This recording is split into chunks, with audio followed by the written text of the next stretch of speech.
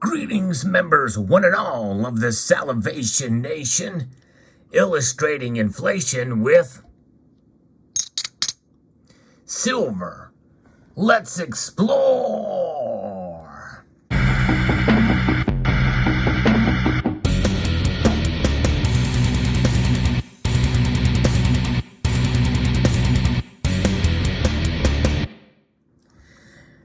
There's a couple of different ways we can do this. I'm going to take these out for right now because that's going to be another lesson. But let's talk a little bit about inflation and what it means. First of all, before we get into illustrating it with silver, well, essentially it means that the dollar is losing value. And by the way, we've been in a constant state of inflation in one form or another since the Federal Reserve Act of December 1913. That's right. Since our currency has been shifted into Federal Reserve notes, it's been a constant state of devaluation, degradation of our dollar. And what protects us from that? Well, silver does. Gold does too, but we're going to use silver to illustrate at this point because there's been a lot of times when we've seen silver's price not necessarily move in tandem or at the same rate with inflation. But nonetheless, I think that what I'm going to be talking about here maybe will make you feel a little bit better about holding your silver, and it also will provide you with maybe a little bit more patience as we await for silver to reflect the current inflationary environment. It may take a while, but nonetheless, the dollar, we know by design, that's right, the Federal Reserve, they want a stable dollar. But the only way they can stabilize it is to manage its decline. And I'm not necessarily saying they want it to fail or fall. Well, they do want it to fail, but they do want it to fall in a managed pace.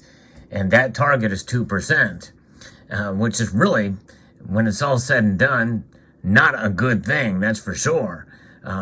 Because, we want money that maintains its value. This is referred to as bad money. And we that hold silver, we take the bad money out and we stack good money. That's right. That's good money right there, silver. And sound money, bad money for sound money. So let's first talk a little bit about inflation in terms of the devaluation. Now, admittedly, before the Federal Reserve was here, there was inflation as well, but it usually was worked out by utilizing the free market. But this was the dollar at one time.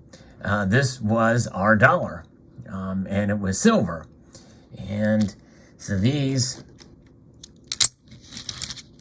constituted sound money based off of the metal contained therein, silver. These are silver dollars of the Morgan and Peace variety.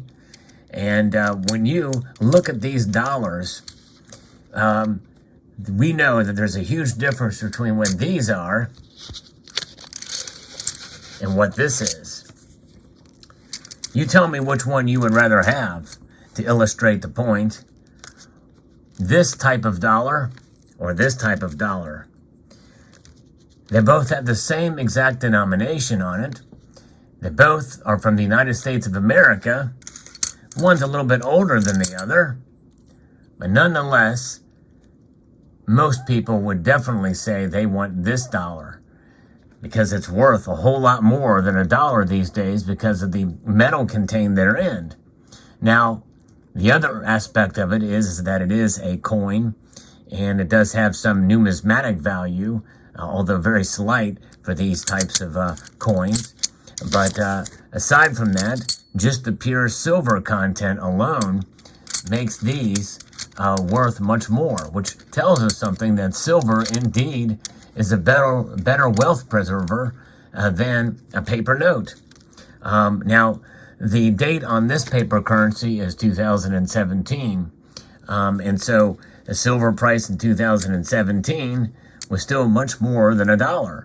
And so if you take those units of measure, certainly silver does win the day for sure. Now, obviously, the price fluctuates between silver's price in any given year, and it really is going to only help you out based off of the amount that you pay for the silver in these. But notwithstanding, through the course of history, without any purchases being made by you or anybody else, without a doubt, you can see before you here that these dollars hold their value much more than that dollar does. And so therefore, we can illustrate inflation by utilizing these to show that, yes, indeed, the dollar here in silver is definitely defeats inflation. And so that it is worn out its face value. And that's the beautiful thing about silver. There that is. Now, the other thing about inflation that I want to illustrate with silver is this. Let me set these aside here, because I think this is quite something to see, that we know that the latest inflation numbers that we've seen have come down a bit. They were 9.1% according to the Consumer Price Index. But no, they have come down a little bit to 8.5%. And people think, oh, that's a great thing. That's a wonderful thing. We've reached peak inflation. Now it's got only one way to move, and that's backwards. And according to some economists and some analysts out there, but certainly it can go right back up again.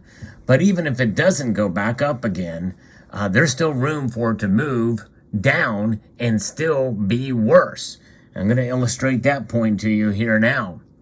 Imagine these silver bars as a bar chart.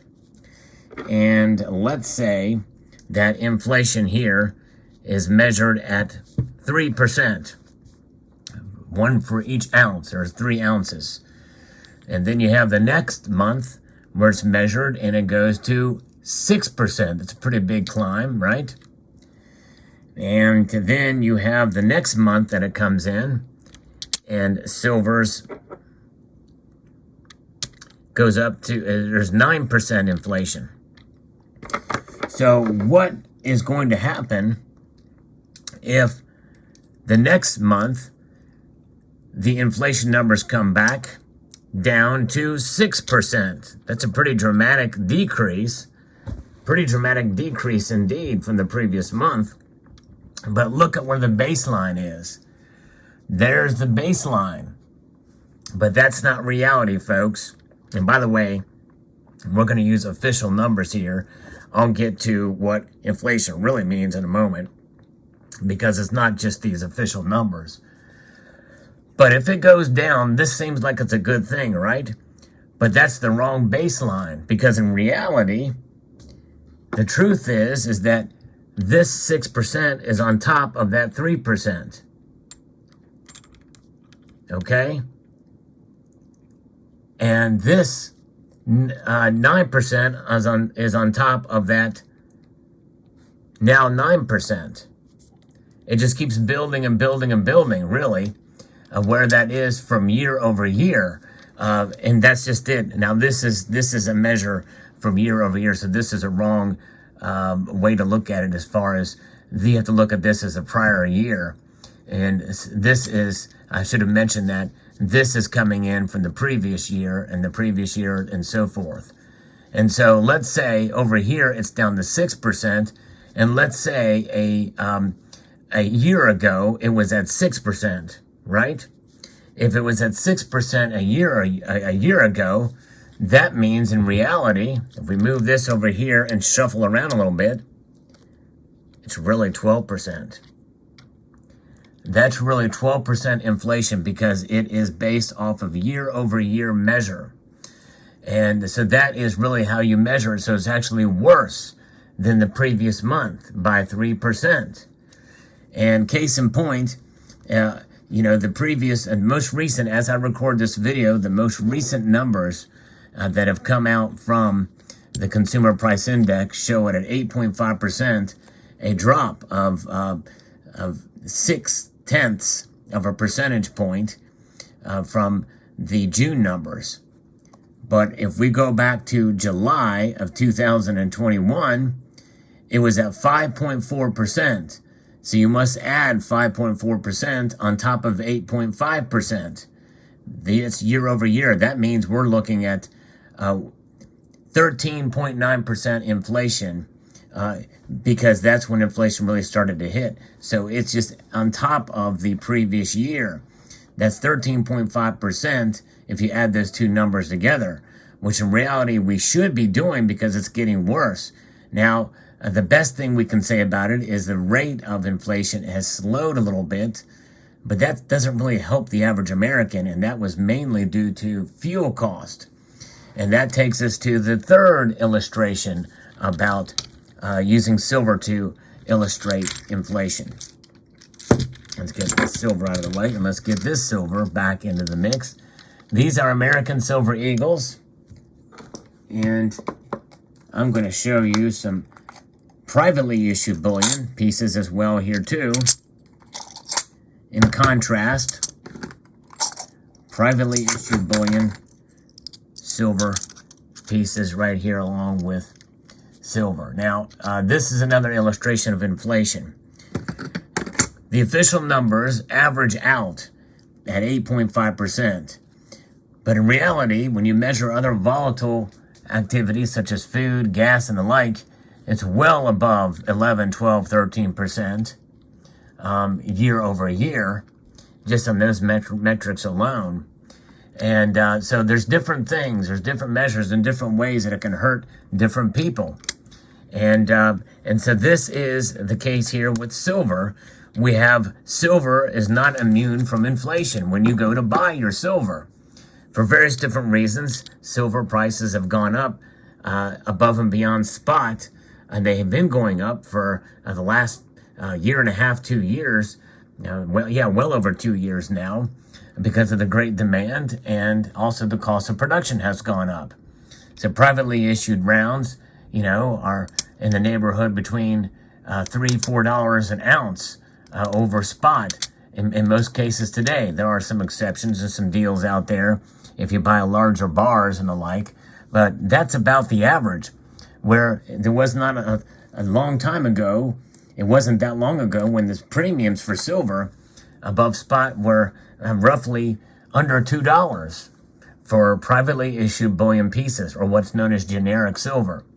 Silver Eagles, on the other hand, have insane premiums tied to them right now. And so that is the third illustration of using silver to illustrate inflation, is that sometimes some kind of silver can go way up, and there's other goods and services that are way up, and gas is one of those, and it's come down a little bit, but not a whole lot compared to everything else, because it's gone up, over, almost double in the last year and a half. It has been, about double. It's gone up at double, and of course the premiums on Silver Eagles have been, $13, $14. It's absolutely crazy what the prices are for Silver Eagles nowadays. Pretty nuts. But nonetheless, there it is. So there's your illustration using silver to illustrate inflation.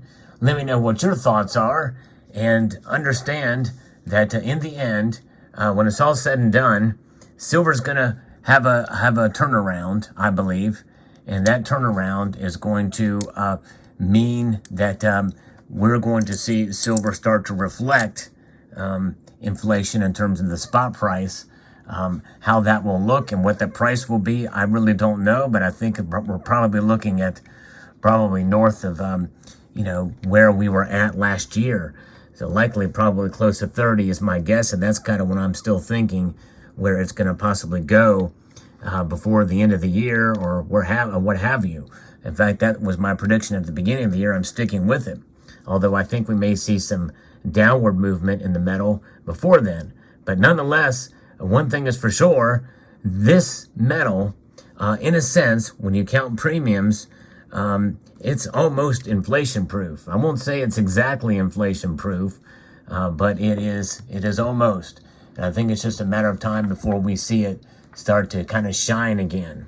But let me know what your thoughts are in the comment section below about this topic. I hope you enjoyed it. I'd like to extend a multitude of gratitude to you all for taking the time to watch. and to encourage you to please rate, share, comment, and subscribe.